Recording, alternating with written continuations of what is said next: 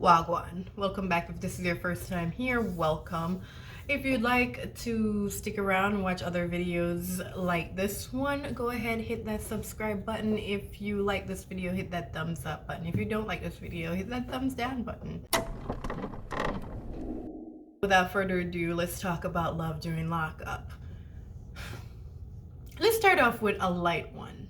Max and Tara. We still have not met Tara, but instead we're meeting Max's roommate slash hookup slash I don't even know, I guess only fan partner, because somehow Max is trying to tell us that he's on this show because he's talking to felons or he's talking to someone in prison, and all I'm getting is Max is doing this because he wanted to promote himself.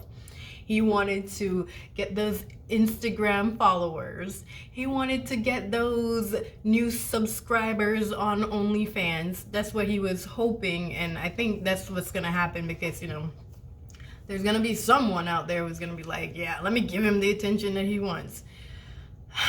It's just not, his attitude towards his roommate girl, I don't even remember her name. What was her name? I don't know. The attitude towards her, it seems like it's half fake, but also partially she really have feelings for this guy, and he's just like, no. He's using her as like the example of all the girls that turned him down when he was in high school, and he was just like, this is how I get back at those girls. Because if we're gonna compare Tara and his roommate, there really is no competition.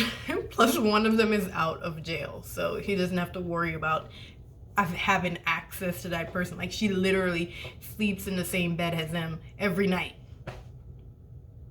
I don't know. I'm getting real I'm only on here for attention vibes from Max. Another couple that we did not get a lot of this week is Ty and Hottie.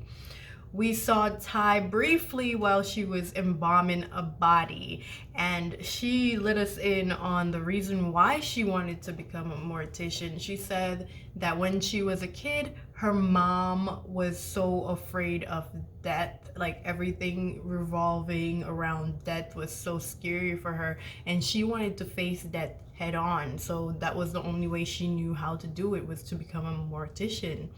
And she seemed to really love the job, which is kind of a conflicting idea with the fact that she has this show and it's in like this sensitive kind of environment, and she's there embalming a body, and here comes the damn ringing of the phone, and it just seems so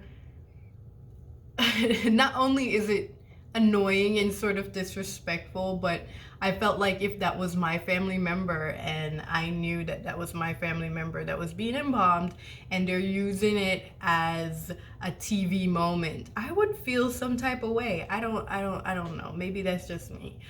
But her phone kept ringing, and I guess her supervisor or boss is telling her, you know, you can't be doing this. Like, you just scrubbed in, you are sterilized, now you're gonna touch your phone, like, you can't do that. And then he flipped out of nowhere and said, oh, just answer it, because it just kept ringing over and over, and like, okay, you gotta answer it and go. And it just, it's like partially, like the timing is telling me that they are setting this thing up, because one, there's only so many phone calls that a prisoner is allowed to have throughout the day, right? Like, how does Hottie have so much access to the phones? Because he seemed to be constantly calling her for these little moments, unless they're pre-timing it. They're like, oh, we're gonna be filming at this hour, which I don't think all of the people in prison are on a film timed schedule. I feel like sometimes they just film them and they catch the conversations that they end up having. But Hottie, I feel like he's on like, oh, I'm gonna need you to call 3 times within this set of block time because they're gonna be filming. Like, there's definitely something set up about Ty and Hottie's scene. This week, Haley and Dalton, we got to meet Haley's ex-boyfriend, or ex-soulmate, or whatever she said. He was my soulmate and we broke up. I guess she has soulmates all over the place. She has many soulmates. The guy seemed pretty level-headed. He's just like, I do not feel like I should be putting my son in an environment where he's gonna be around a prisoner when I've tried so hard in my life to make sure that I'm not going to jail or prison, so that my son doesn't have the memory of looking at me through a glass, because that's the memory he had with his father, and he doesn't want that for his child, especially with a man that's not his child's actual biological father. So he's definitely looking out for their child. Haley, on the other hand, seems to be on a different mode of thinking compared to her ex-boyfriend. She thinks that somehow Dalton is just not gonna ever go back to jail if he ever comes back out. So she's willing to sink everything that she has into it, included having her child around him or in the future. And it just seemed like you're moving a bit too fast with this whole Dalton thing, when you're bringing up the conversation of involving your child in this person's life that you've never been around outside of jail or outside of him being in prison. And Dalton is giving me, I'm gonna use this chick for all the money that she's willing to give me, because while they're on their little phone date, oh my gosh, I don't, while they're on their little phone date, she just made dinner and everything, and she's describing what's going on and what she's eating and how she's feeling in the moment, and Dalton seems so uninterested. Like, I don't know if she hears it the way we're hearing it, or where I'm hearing it, but Dalton seems like he's just going through the motions, just doing whatever to get this phone date over with. And I don't like that. I don't like that he's using Haley, because Haley seems very ditzy, but yet she seems like a really nice person. She seems pretty sweet. So it's too bad that he might be using her. She also told him that she was thinking about buying a house with $30,000, and he didn't seem too excited about that. Here's a person telling you that they're preparing a place that you can come to when you get out of prison, and you're just like, really? The most excited he got while talking to Haley on the phone was when Haley said that she is planning to go meet his father because she's never met any of his family members. And he was like, no. His response told you everything. He said that his dad is no good and she should just stay away from him because it makes no sense to bring him into his life or anything involving them. I don't know. I'm interested to see if Haley goes to meet the dad and what the dad's response will be, and what his response will be when Haley does go see the dad. Because I don't think she's gonna not see the dad just because Dalton said no. And this week we have a new cast member, Santiba, and she's dating a guy named Talsi. Santiba is going through her new life who this phase. So where does she live? I don't even remember where she lives. I don't know. I know that she's dating Talsi, and Talsi is in prison in Florida. He got caught up on some weapons and drug charges, I believe. Yeah, he was doing some shady stuff, but she has this feeling that everybody else in the maximum security prison where Chelsea is being kept is just bad news. Everybody else are bad news, just bad news. But not Chelsea. Chelsea's different. He's not a monster like the rest of them. So, according to Santiba, he's not one of them. He's different. If you got a dime for every time someone on the show is willing to say that someone they're dating is different, damn, would be rich. But Santiba has a new lease on life because she lost a lot of weight. Like maybe, what did you say? Like 90 pounds or 100 pounds? She lost a lot of weight. And she's feeling herself. She's out there. She got a divorce. She's living her best life. And now she's starting to date prisoners. Excitement, I guess. But Santiba seemed like she's gonna be a fun cast member. Like, even though the rest of them might be fun, there's a level of realness towards her that I'm not getting from a lot of the other drama-filled characters. And Santiba reminds me of Lizzie. Lizzie, who got out of jail and was taking advantage of Scott.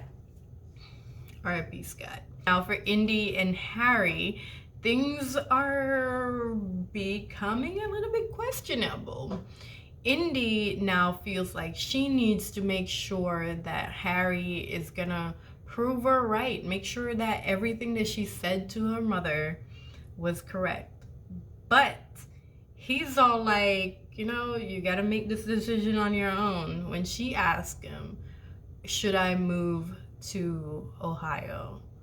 He's just like, you gotta do what's best for you. What you think is best for you is what I would support.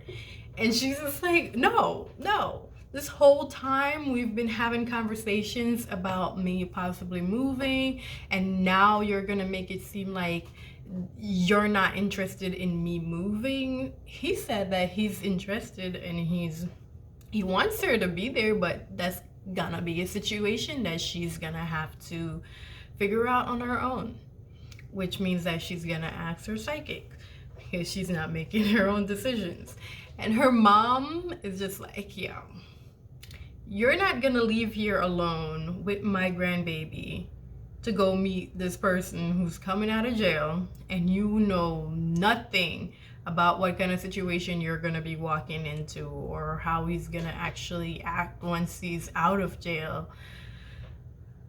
The mom is like, I'm going to Ohio. And the bounty hunter mom was like, you know, I gotta run some background checks. So she got her partner and they're running background checks on Harry. But Indy feels like there's nothing that the mom is gonna find that she doesn't already know, because Harry tells her everything. And we know, you know, you can always trust this. You can always trust what people say when they say they're telling you everything. Girl. Come on, Indy. I won't even say Gabriel and Christopher, because this week we had nothing from Christopher. We found out Christopher is in the shoe. He is on lockdown. He's in solitary. Christopher was doing some shady boot shit and got himself in trouble. And now he's in solitary, and they can't communicate using the phones or anything else. They have to use letters. It's the only way that they can communicate. And now that puts Gabrielle in a predicament, because she is hell-bent on preparing for this wedding that I don't know, but like, if you're almost out of jail and you get sent to the shoe because you're being punished, don't they usually like add time, or like, isn't there? I don't know. Never been to jail, never been to prison. Hopefully I never end up there. But she is so excited about this damn wedding that she wants to go wedding dress shopping. Her mom is like, hell no, I'm not coming with you. I have no interest in going wedding dress shopping because I think you need to slow the hell down. You barely know this guy. You don't know what he's like once he's out of jail. And you're gonna go wedding dress shopping? No. Calm down, slow down, take a breath, and deal with this when Christopher is out of jail. She's upset, Gabrielle. She's super upset with her mom for some reason because her mom said no. You don't know him. You don't know him. Girl, go sit down. She don't need to know him. She have enough common sense to know that what you're doing is stupid. But Gabrielle is super disrespectful to her mom. She's just, I like everybody's relationship is different, but I feel like, I don't know, like certain things, you go tell your mom to kiss my ass. Like, I don't know. I feel like that's where I draw the line. I feel like maybe if you say F you to your mom, that is like less disrespectful than telling your mom to kiss your ass. Like, it's just so wrong. It feels so wrong hearing her say that. So after she told her mom to kiss her ass and her mom's like, all right, whatever. She's like, don't call me. The mom's like, yeah, I pay your bills. So sure, I won't call you. If she cares, the mom's just like, I don't care. Go ahead. So after she yells at her mom to kiss her ass, she went on her way to wedding dress shop with her friends. They're drinking champagne and dressing up, and the dresses look nice. I'm gonna say the dresses look nice, but the prices, god damn, those prices are steep. You have one of the dresses is like $20 something thousand, and another is around, yeah, they're all like $20,000 and $30,000 or so. And she's like, yeah, I want both of them. I want this one to be a receptionist dress and this one to be the wedding dress. And I'm just saying, the math is not adding up. She's willing to spend over $40,000 on 2 dresses for the wedding. Plus, Chris already gave her $60,000. 60? 40? I feel like you're in the $100,000 range already of what you are expecting to get from $150,000. So her whole idea is that all this money is gonna go towards her and her wedding. And I have a hard time believing that she's the only person that got any cut. Only person in Chris's life that got any money out of the $150,000. And also, if he has enough money to keep a lawyer on retainer, to the fact that he has a lawyer who is basically the liaison between him and her and the money, he has to be paying the lawyer. So it just doesn't make any sense that it's only $150,000. There has to be more money, and maybe he had money in a secret stash from before, because she mentioned a secret stash when she was calling the lawyer to get money. So since Chris is in the shoe, he can't actually talk to anyone by calling them. So when she calls the lawyer tells her, unfortunately, even though he would love to give her the money, he can't sign off on any money going out of Chris's account because Chris needs to authorize it, and he cannot authorize it at the moment. And while that's such an understandable situation, it doesn't seem to be one for Gabby, because she went all the way off on this man who's just doing his job and telling her he can't sign these damn checks because the dude needs to say whether or not he can do it, because that ain't his money. And the way she was acting, just embarrassing. Just, like the ladies who were dealing with the dresses, they're just like, they're feeling like the ghetto, because she was just, it was just not the place for the way that she was acting. And she said that she felt embarrassed, but she was embarrassing herself and making the situation worse. And all she had to do was say, hey, I don't have the down payment for these dresses at the moment, but if you would put it aside for me, or if you would let me know if anyone comes to pick up the dress, which I'm pretty sure they have more than one of those dresses. It's not like they were made specifically for her. It's a dress that they sell in a store in Manhattan. I'm pretty sure they have more than one of them. They're not one of a kind. So all she had to do was just like maybe just talk to the lady, and maybe she could get something in the works and just wait until Chris is out of the shoe so that she can get the money. But I also think it's a blessing in disguise, because she don't need to be spending $40-something thousand on no damn dress. 2 dresses? Why do you need... Okay, let's say you got 2 dresses. Why the hell you need 40? No. Because even with $100K, spending $40,000 on a dress is absolutely stupid. It is stupid. It is so stupid. Like, that's how I know, allegedly, that there's just no way he only has $150,000. There has to be more money, because there's just no way he would be spending like that, or she would feel like it would be okay to spend like that. But then again, you have some people who are just vipers and vicious, and they'll just take you for all you got. So let's see what happened on next week's episode in regards to Gabrielle. Will she get the 2 dresses, or will she have to change her plans on this whole wedding? We shall see. Thank you for watching. I hope you have a good day, night, or whenever.